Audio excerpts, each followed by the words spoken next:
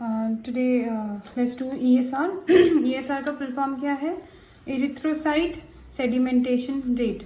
अगर इसे हिंदी में कन्वर्ट करें तो क्या मतलब निकलेगा इसका मतलब निकलेगा RBC किस रेट पे नीचे सेडिमेंट करते हैं एक ट्यूब के अंदर, उस रेट को, उस स्पीड को हम ESR कहते हैं. तो यूनिट क्या हुआ? अब कुछ चीज़ ड्रॉप कर रही है तो उसको हम mm में कर रहे हैं मेजर.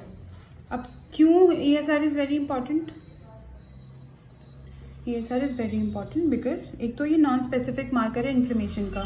ट्यूबरक्लोसिस है, कोई भी इन्फेक्शन है बॉडी में, आर्थराइटिस है, गठिया जिसको हम हिंदी में कहते हैं, कुछ भी प्रॉब्लम है, कोविड हुआ था तब, तो it's a very non specific but a very good marker for inflammation. अगर बॉडी में किसी भी प्रकार का इन्फ्लेमेशन है, ESR का बढ़ा हुआ आएगा.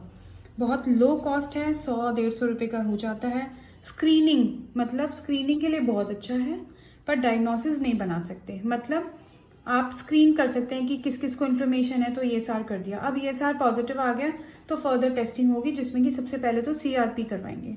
सो स्क्रीनिंग के लिए अच्छा है, डायग्नोसिस के लिए नो.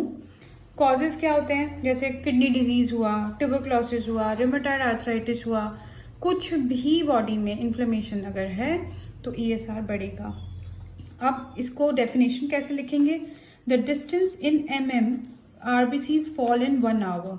तो कितनी देर के लिए गिरना है? 1 आवर. 60 मिनट्स का हम सेडिमेंटेशन लेते हैं. विंट्रोव्स या वेस्टरग्रेन्स ट्यूब होती है, उसमें ये कैलिब्रेशंस बने होते हैं MM के लेवल के.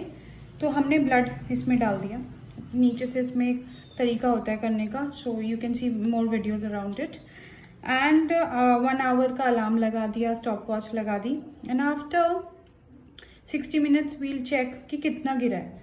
तो अब यहाँ था ब्लड का लेवल मान लीजिए और यहाँ तक आ गया, तो ये जो डिस्टेंस है इसको हम ESR की तरह लिख देंगे. अब मान लीजिए ये 10 था तो हमारा जो ESR है वो 10 है. अब लेस देन 15 इज नॉर्मल, तो ESR is normal in this case. तो screening is negative for inflammation. This is how we use ESR for screening, but diagnosis is not possible because it is very non-specific किस वजह से ESR बढ़ रहा है.